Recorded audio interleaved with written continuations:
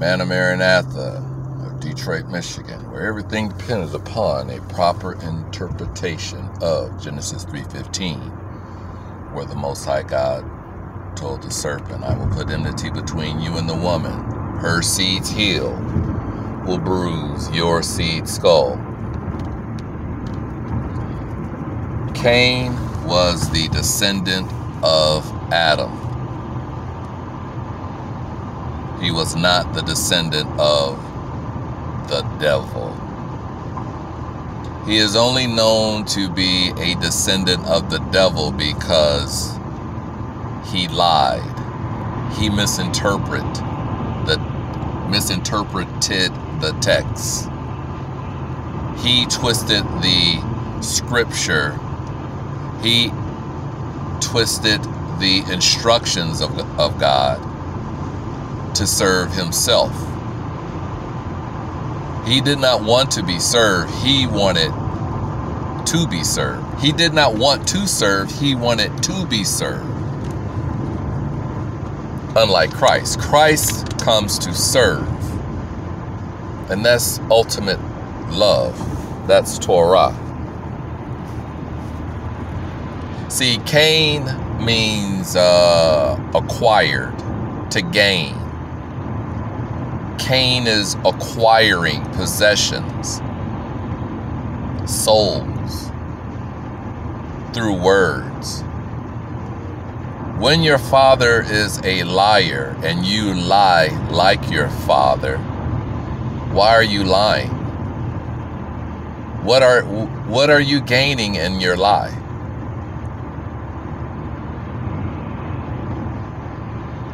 Being a descendant of Cain was the idea of people rebelling against God's authority and his word, his ruach, his instructions. When you twist the scriptures to your own destruction, you are gaining. There is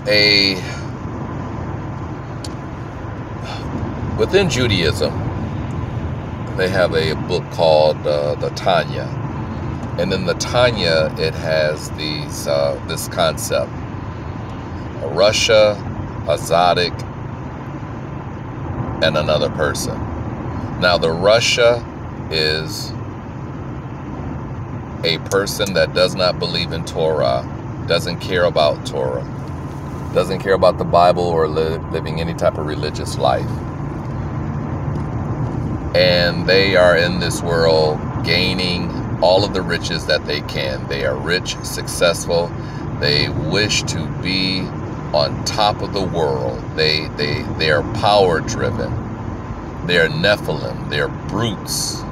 They don't care about morality or ethics. But in this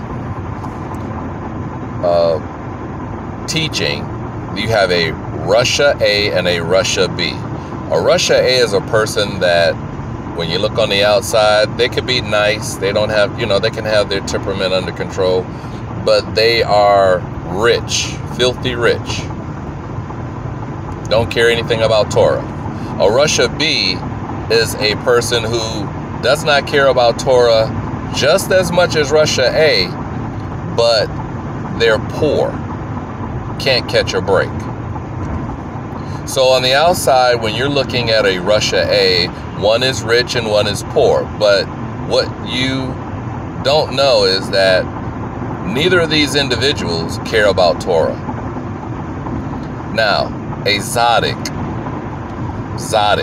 Melchizedek, zaduk. A zaduk is a person who loves Torah and is in Torah day and night. Loves Torah and the teachings of the Most High God. Now, zaduk A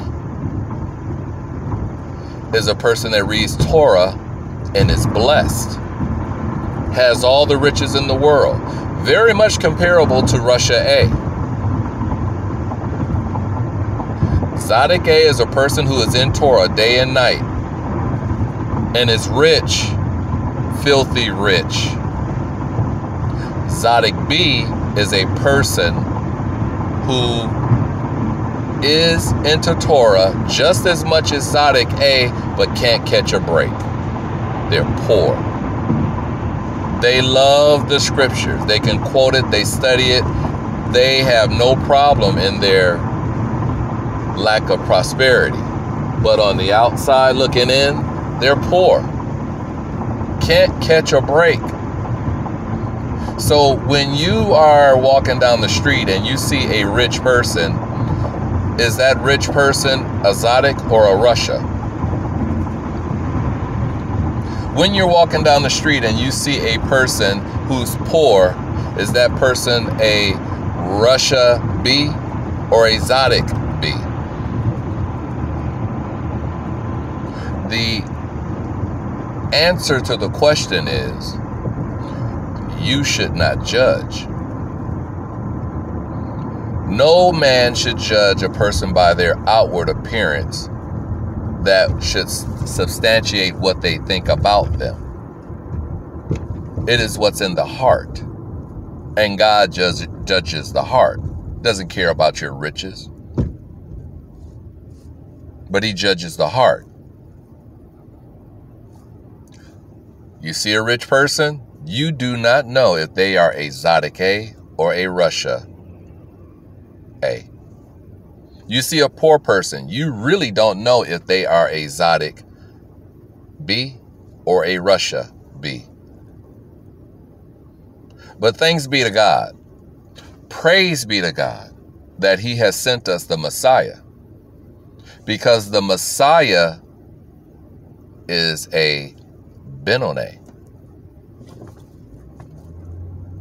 According to this Tanya teaching, the Benoni is a person that studies Torah and is willing to give their body to suffer to express the love of God. Are you willing to suffer? Are you willing to sell all you have? Because I don't know if you're a Russia A or a Zaduk A.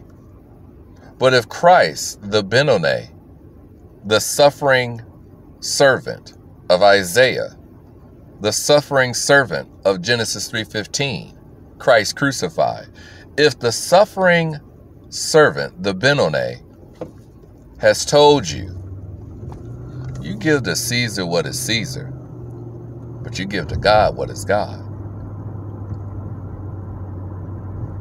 What's Caesar's and what's God's? What image is upon you?